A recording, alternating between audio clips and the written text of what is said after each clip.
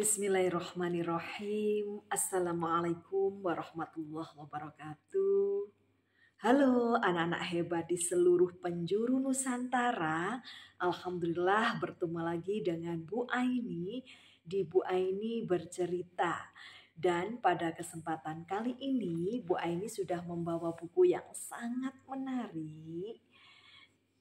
Dan buku ini berjudul Kisah-kisah teladan menakjubkan Nabi Muhammad Shallallahu Alaihi Wasallam.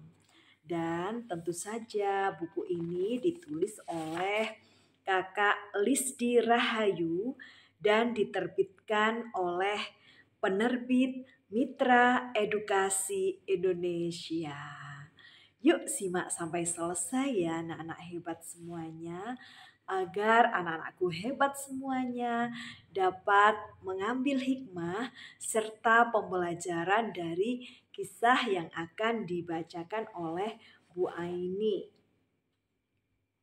Kali ini Bu Aini akan membacakan kisah dari Nabi Muhammad SAW yang patut kita teladani, yang berjudul Sahabat yang Ingin Menyentuh Kulit Nabi.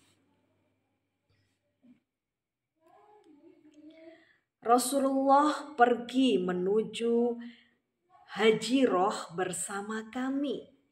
Lalu beliau mengambil air wudhu. Kemudian orang-orang mengambil air bekas wudhu beliau untuk dijadikan bahan basuhan dalam berwudhu. Hadis riwayat Bukhari. Nah, adik-adik dan anak-anakku semuanya sudah siap ya? Kita baca basmalah dulu bersama-sama. Bismillahirrahmanirrahim. Sahabat yang ingin menyentuh kulit Nabi.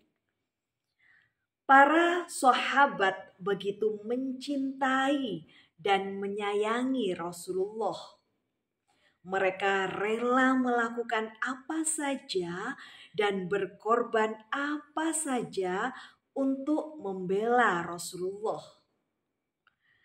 Bukan hanya harta, bahkan nyawa pun rela mereka berikan demi sosok Nabi yang sangat mereka cintai. Maka tidak aneh jika kita mendengar begitu banyak kisah heroik para sahabat demi melindungi dan membela Nabi. Baik itu di medan peperangan maupun dalam kehidupan sehari-hari. Tak jarang para sahabat memberikan makanan yang mereka miliki ketika mengetahui Rasulullah kekurangan dan tidak memiliki bahan makanan di rumahnya. Bahkan Abu Bakar pernah menangis ketika berkunjung ke rumah Rasulullah dan melihat kaki Rasulullah yang tersingkap kainnya terdapat bilur-bilur bekas tikar yang menjadi alas tidur Rasulullah. Abu Bakar melihat ke sekeliling ruangan di dalam rumah beliau. Hanya terdapat sebuah tikar dan sebuah bejana. Alangkah sederhananya hidup Rasulullah Shallallahu Alaihi Wasallam. Pada suatu hari seperti biasa, kala itu para sahabat sedang berkumpul di majelis usai sholat berjamaah bersama Rasulullah. Namun ada yang tak biasa. Rasulullah kali ini tidak menyampaikan penjelasan satu ayat pun atau membahas strategi perang. Tetapi beliau justru menyampaikan sesuatu yang membuat para sahabat tertunduk. Pertama, Rasulullah memohon maaf kepada semua para sahabat jika ada yang pernah tersakiti oleh beliau, baik yang disengaja maupun yang tidak disengaja. Beliau meminta jika ada yang masih memiliki piutang dari beliau, diharapkan untuk menyampaikannya pada saat itu juga. Rasulullah ingin membayar hutangnya selagi masih ada kesempatan di dunia ini. Karena sebentar lagi Rasulullah merasa beliau akan segera dipanggil oleh Allah Subhanahu wa Ta'ala. Beliau tidak ingin ada yang mengganjal di hati para sahabat, meskipun hanya sebuah perkara yang dianggap remeh.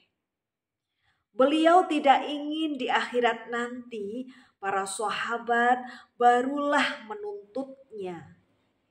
Masya Allah. Semua sahabat terdiam dan tertunduk. Bagaimana mungkin mereka sanggup menyimpan kemarahan sedikit pun terhadap diri Rasulullah yang sangat mereka cintai itu. Sebelum Rasulullah Shallallahu Alaihi Wasallam meminta maaf pun, mereka sudah mengikhlaskan dan memaafkan jika ada kesalahan yang pernah beliau lakukan. Meskipun rasanya tidak ada sedikit pun kesalahan pada diri Rasulullah Shallallahu Alaihi Wasallam.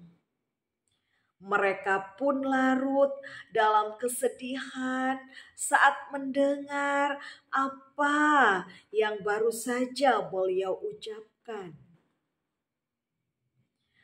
Oh, bagaimana mungkin Rasulullah akan berpulang menghadap Allah? Bagaimana nasib mereka sepeninggal Rasulullah? Sampai kemudian salah seorang sahabat berdiri. Akasyah namanya. Mulanya tampak ragu-ragu. Tetapi akhirnya dia membuka suara. Wahai Rasulullah, aku pernah terkena lecutan cemetimu saat perang Uhud. Engkau sedang menunggang kuda dan engkau melecutkan cemetimu. Tetapi tahukah engkau ya Rasulullah bahwa cemeti itu bukannya mengenai kudamu, akan tetapi justru mengenai dadaku ketika aku berdiri di belakang kudamu. Untuk itu, hari ini aku ingin membalasnya, wahai Rasulullah, ujar Akasyah. Rasulullah terdiam sejenak. Para sahabat yang lain langsung menatap tajam ke arah Akasyah. Begitu teganya Akasyah menuntut balas seperti itu. Rasulullah kemudian meminta Ali untuk datang ke rumahnya dan mengambilkan cemeti yang ada di rumahnya itu. Para sahabat menunggu dengan hening dan penuh ketegangan. Bagaimanapun mereka tidak akan sanggup melihat sang nabi tercinta dipukul menggunakan cemeti di hadapan mereka.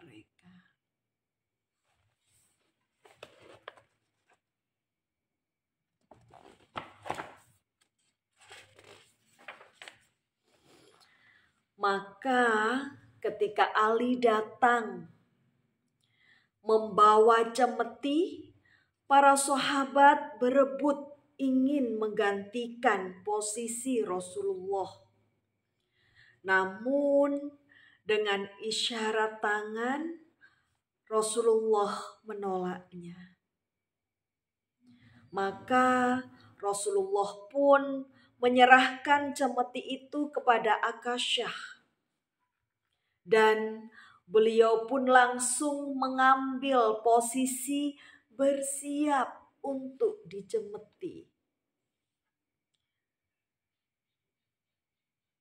Tunggu ya Rasulullah.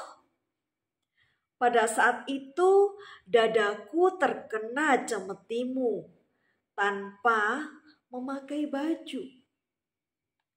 Maka aku pun ingin engkau menanggalkan bajumu, pinta Akasyah. Para sahabat tak mampu menahan amarah. Sungguh keterlaluan Akasyah ini, pikir mereka. Tetapi Rasulullah pun menenangkan para sahabat. Dan kemudian Rasulullah membuka baju bagian atasnya. Sehingga tampaklah kulitnya yang putih bersih itu bersinar. Masya Allah. Tanpa menunggu lama, Akasyah memeluk Rasulullah sembari menangis. Ya Rasulullah, maafkan aku. Aku hanya ingin menyentuh kulitmu sebelum engkau pergi. Ucap Akasyah di tengah isak tangis harunya. Maka Rasulullah pun kemudian membiarkan Akasyah memeluk tubuhnya hingga ia puas. Para sahabat yang menyaksikan hal tersebut semuanya tak mampu menahan isak tangis mereka. Betapa beruntungnya Akasyah bisa menyentuh kulit tubuh Rasulullah itu secara langsung. Ternyata mereka telah salah menduga. Ternyata Akasyah tidaklah sejahat yang mereka duga. Justru Akasyah sangat mencintai dan menyayangi Rasulullah dengan segenap jiwa raganya. Masya Allah. Itulah tadi anak-anakku hebat semuanya. Kisah dari sahabat yang ingin menyentuh kulit Nabi. Dan hikmah yang dapat kita petik di antaranya adalah janganlah pernah menyimpan dendam kepada orang lain. Lupakan dan maafkanlah kesalahan yang diperbuat oleh orang lain. Dan maafkanlah siapapun yang telah berbuat kesalahan terhadap kita. Sebaliknya, ingatlah kebaikan orang lain pada kita sekecil apapun, agar kita menjadi orang yang bersyukur dan pandai membalas kebaikan orang lain. Mudah-mudahan kita semuanya senantiasa dijadikan oleh Allah Subhanahu wa Ta'ala sebagai hamba yang pandai bersyukur atas segala nikmat dan anugerah yang telah diberikan Allah kepada kita semuanya. Amin, amin, Allahumma amin. Nah, anak-anakku hebat semuanya. Mudah-mudahan anak-anakku hebat semuanya dapat mengambil pembelajaran dari kisah yang sudah dibacakan oleh Bu Aini. Tetap semangat belajar dan tetap semangat membaca. Dan janganlah pernah lelah untuk berbuat kebaikan kepada siapapun, kapanpun, dan dimanapun berada. Dan mudah-mudahan kita semuanya digolongkan menjadi umat Nabi Agung Muhammad Sallallahu Alaihi Wasallam, dan nantinya akan mendapat syafaat kelak di hari kiamat. Amin, Allahumma amin. Bu Aini mohon maaf apabila ada kesalahan dan kekhilafan. Terima kasih atas segala perhatiannya. Sampai berjumpa di Bu Aini bercerita selanjutnya. Dan Bu Aini akhiri, ihdinas siratal mustaqim, wabillahi taufik wal hidayah, wabiridha wal inayah, wassalamualaikum warahmatullahi wabarakatuh. Di Taman Makan Selasih cukup sekian dan terima kasih. Dadah.